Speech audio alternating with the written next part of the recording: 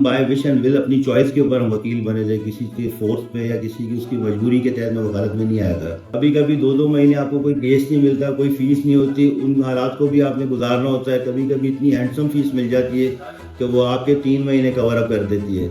जब तक आपने वकालत करनी है तो आपने तब तक मेहनत करनी है। जिस दिन आपने किताब बंद कर दी और आप सुकून में चले गए, आपकी वकालत जो है ना जवाल की तरफ जाएगी। वो एक पहली बार मर्डर केस मिला था, बिल्कुल जूनियर था, उस पर बहुत मेहनत की। आप जब वकालत में आते हैं तो आप अपना बिल्कुल ये जहन बनाकर आएँ कि स्टार्ट के अंदर जो है। अस्सलाम वालेकुम सर, मैं यहाँ पर भी किसके साथ हूँ? आपका नाम क्या है? Ashar Majeed Khokhar, president district bar Hyderabad. तो सर आप पूरी अपनी जर्नी में से बता सकते हैं कि आप यहाँ तक कैसे पहुँचे? और ये वैसे आपका ये शौक था वैसे शुरू से? जी, वकालत मेरा शौक था शुरू से। अच्छा, तो पूरे स्टेप्स बता सकते हैं आप कि कैसे पहुँचे? स्कूल कॉलेज के बाद आपने क्या किया यहाँ तक पहुँचने के लिए? बहुत लंबे स्टेप्स हैं, चले बता देता हूँ। इन शॉर्ट में बता दें। मैट्रिक मेरा Saint Bonaventure boys high school Hyderabad से। उसके बाद मैंने अपना इंटर गवर्नमेंट कॉलेज कासमाबाद से किया। आफ्टरवर्ड सिंध यूनिवर्सिटी में इकनॉमिक्स में मैंने अपनी पोस्ट ग्रेजुएशन की। उसके बाद वकालत का शौक़ था, LLB में अपना सिंध लॉ कॉलेज में एडमिशन लिया हमने, बड़े शौक़ से LLB किया और पास आउट होते ही मैं प्रैक्टिस में आ गया था इंटीमेशन भेजने के बाद। और उस वक्त से आज तक जो है कंटिन्यूस प्रैक्टिस के अंदर हूँ अल्हम्दुलिल्लाह।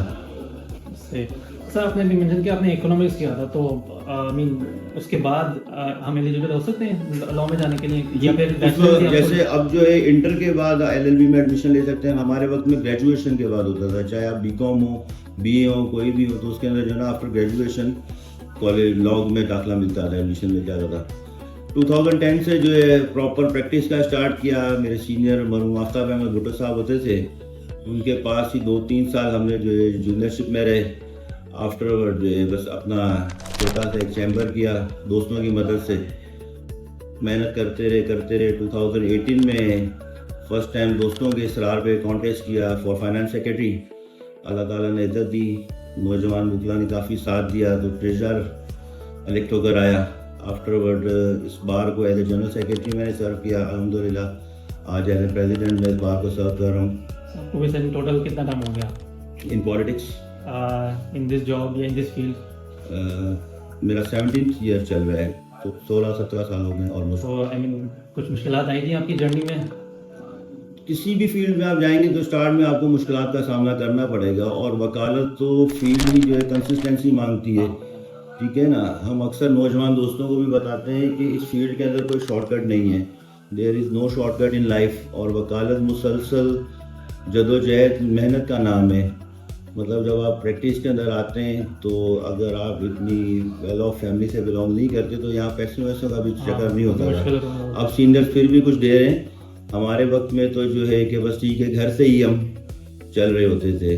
लेकिन ये कि वकालत के अंदर मतलब वैसे तो किसी चीज़ पे भी आप तवक्कल करते हैं, किसी भी फील्ड में जाते हैं, राज़ खुदा की ज़ात है, लेकिन वकालत तो ऐसा प्रोफेशन है जो है ही तवक्कुल अल्लाह पर, ठीक है ना।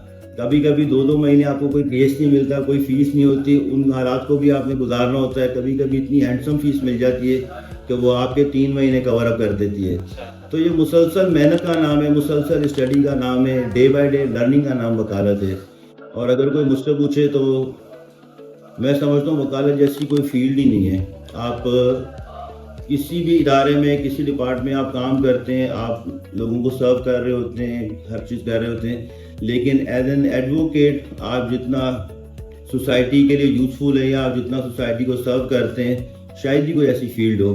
As a doctor, as engineer आप शायद वैसा सर्व नहीं कर सकते जैसा एज ए वकील। अगर आप एक अच्छे वकील हैं तो ये नोबल प्रोफेशन है, प्रोफेशन ऑफ लॉर्ड्स है। और मैं हर किसी को इनकरेज करता हूँ कि यार बाकी फील्ड तो छोड़ो, वकालत की तरफ आओ।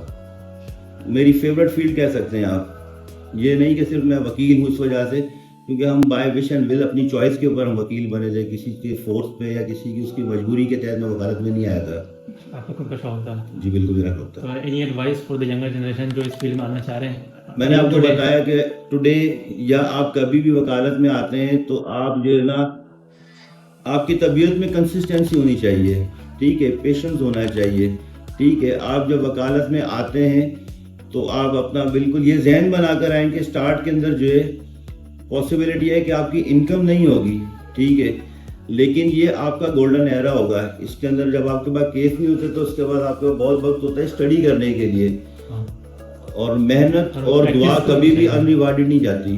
ठीक है, अगर आप कंटिन्यूस प्रैक्टिस में मेहनत कर रहे हैं तो इन दी एंड आपको जो है इसका फ्रूटफुल रिजल्ट जरूर मिलेगा। बिल्कुल सर।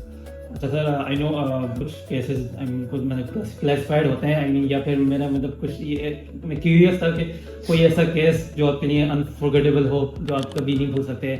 और मैंने आपको सर कहा कि वकालत डे बाय डे लर्निंग है। अक्सर हम अच्छा। अपने जूनियर से सीखते हैं, अक्सर हम कोर्ट के स्टाफ से सीखते हैं, अक्सर हम जब वेट कर रहे होते हैं अपने केस का तो उस पर ड्यूरिंग आर्गूमेंट जो सीनियर वकील आर्गूमेंट कर रहे होते हैं हम उसमें से बहुत कुछ सीखते हैं। तो स्टार्टिंग के काफ़ी सारे ऐसे केस होते हैं जब फर्स्ट टाइम आपको पहले 13D अब ख़त्म हो गया, आर्म्स एक्ट के अंदर जो FIR होती थी 13D जो अब 23A है। तो पहली बार इधर एक मजिस्ट्रेट के बाद जब हमने 13D के केस में बेल कराई थी, वो आर्ग्यूमेंट करके बंदे को जो एक्विट कराया था, तो वो भी एक हमारे लिए अनफॉरगेटेबल मेमोरी है। एक मर्डर केस था जिसमें मतलब मेरे सीनियर चला रहे थे, पर उनकी डेथ के बाद वो क्लाइंट्स ने जो है मुझे अप्रोच किया था। तो अभी चैलेंज था। बेसिकली वो एक डेथ केस था, तो उसमें प्रॉब्लम ये था कि कैपिटल पनिशमेंट आएगी या उम्र कैद आएगी। तो वो एक पहली बार मर्डर केस मिला था, बिल्कुल जूनियर था, उसमें बहुत मेहनत की। और हमारे लर्नर सेशन जज जावेद किरियो साहब होते थे टंडवाला यार में, तो उस केस के अंदर मैंने एविडेंस चलाई डॉक्टर्स की, इसकी उसकी फाइनल आर्ग्यूमेंट की, अपनी तरफ से बड़ी मेहनत की, पर 50-50 था कि आया सज़ा आएगी या नहीं। और मैं इत्तेफाक से इस्लामाबाद था जब दोस्तों ने फ़ोन करके बताया कि यार वो सारे के सारे बंदे जो है बाइज़्ज़त बरी हो गए। तो स्टार्टिंग जर्नी के अंदर मेरा अनफॉरगेटेबल केस था जिसमें मतलब अल्लाह ने मुझे रिवार्ड दिया, मेहनत की थी। तो ये मुसलसल मेहनत का नाम है सर। वकालत जो है वो कहते हैं ना बेड ऑफ रोजेस नहीं है। ठीक है, तो ये आप अगर आते हैं तो ये अपना जहन बना कर आए कि आपको जो है जब तक आपने वकालत करनी है तो आपने तब तक मेहनत करनी है। जिस दिन आपने किताब बंद कर दी और आप सुकून में चले गए, आपकी वकालत जो है ना जवाल की तरफ जाएगी। तो आप जब तक वकालत कर रहे हैं, वकील हैं, तो ये आपने कंटिन्यू स्ट्रगल करते रहने हैं। जैसा वन लास्ट फाइनल क्वेश्चन ये मैंने ये खुद से लिखा है, what would you change in the system today in law, if अगर आपके हाथ में होता तो आप क्या चेंज करते हो, अगर कुछ चेंज करना चाहें आप? मैं अगर चेंज करना चाहूँ तो मैं आला अदालतों के अंदर जो है ना मैंडेटरी कर दूँ AI का इस्तेमाल। AI का आजकल दुनिया में बहुत ज़्यादा हो रहा है। ठीक है, वैसे तो यहाँ पेपर जस्टिस है, तो मैं समझता हूँ अगर जो है AI का इस्तेमाल अगर हम करते हैं तो as per the document, as per the evidence laid down by the advocates जो है वो AI अच्छा फैसला दे देगी। तो मेरा ये पूरी दुनिया में वैसे ये यूज़ हो रहा है, पूरी दुनिया में यूज हो भी रहेगा। हाँ ठीक है, सही। Thank you. अगर कुछ और ऐड करना चाहें, कुछ और कहना चाहें आप? बातें तो आप करते हैं लेकिन मैं 1 घंटा करता हूँ, वकील का काम ही बोलना है। ठीक है हाँ, ये तो ना, है। तो सवाल एक जवाब दो, थैंक एक यू लंबी सो मच, खामोशी हो थैंक जाएगी। You so much.